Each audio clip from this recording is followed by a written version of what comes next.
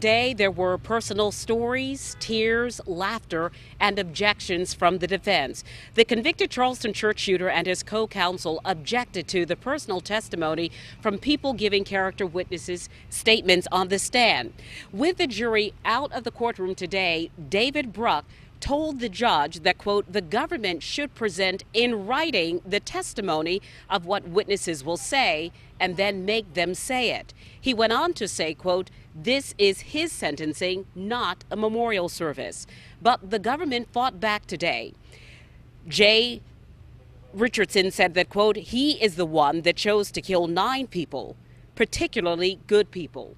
And victims' families are entitled to tell the jury about the special characteristics of their loved ones and the depth of their loss.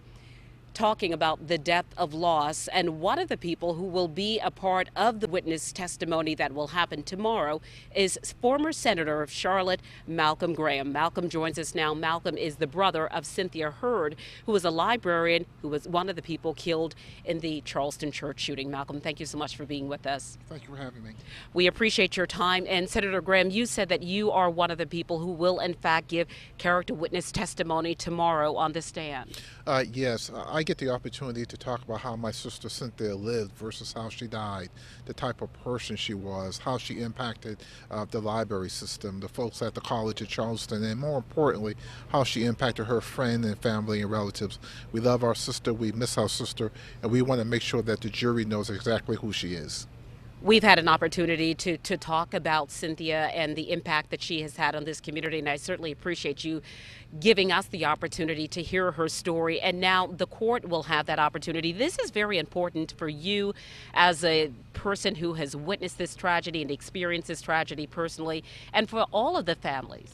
It's important because we all get to talk about how they lived, who they were, the impact that they made on this community. They all were great people. It was just heartbreaking today and yesterday just listening to their relatives and describing their loved one and how they lived their lives. And so hopefully the jury will really understand not only that he committed these heinous crimes, but the lives that he hurt along the way.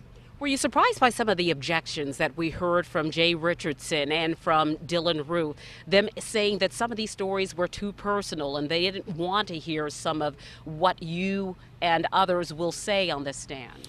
Well, I'm not surprised. He's fighting for his life. But more importantly, again, I think it's important that the jury understand that they weren't just the Emmanuel 9. They had 9 individual lives.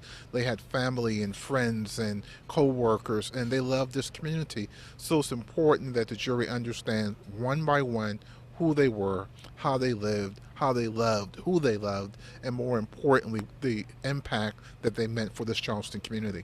Senator Graham, what has it been like for you? I know that a couple of days you have not been in the courtroom, but for the most part, you've been in there every single day. What is it like being in the courtroom and just a few feet away from Dylann? I focus not on him. I just focus on the relatives and the friends of all the victims, and it's just heartbreaking. Heartbreaking to hear how they died. Heartbreaking to hear that he doesn't care. Heartbreaking to know that but for the color of their skin and there happened to be in that Bible study that night, that they would still be with us. So the word that comes to mind every time I think about this whole incident is just heartbreak. One thing that Judge Gergel said today was that he would not be surprised if he saw a member of his staff, of the court officials, crying because there was a suggestion that perhaps there was emotional reaction from court officials. He said that he wouldn't be surprised and that people should consider that this is a very emotional thing. These are real lives and real people who are watching it play out in a courtroom.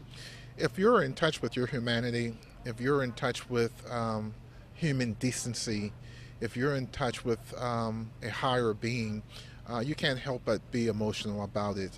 During the week of the incident, there were even reporters that were in tears because people could understand senselessness. People can understand being in touch with being a living human being and having a soul. And so I'm not surprised that this is an emotional situation, not only for the family members and friends and relatives, but for the entire community. All right. Senator Graham, thank you so much for your time. We appreciate this.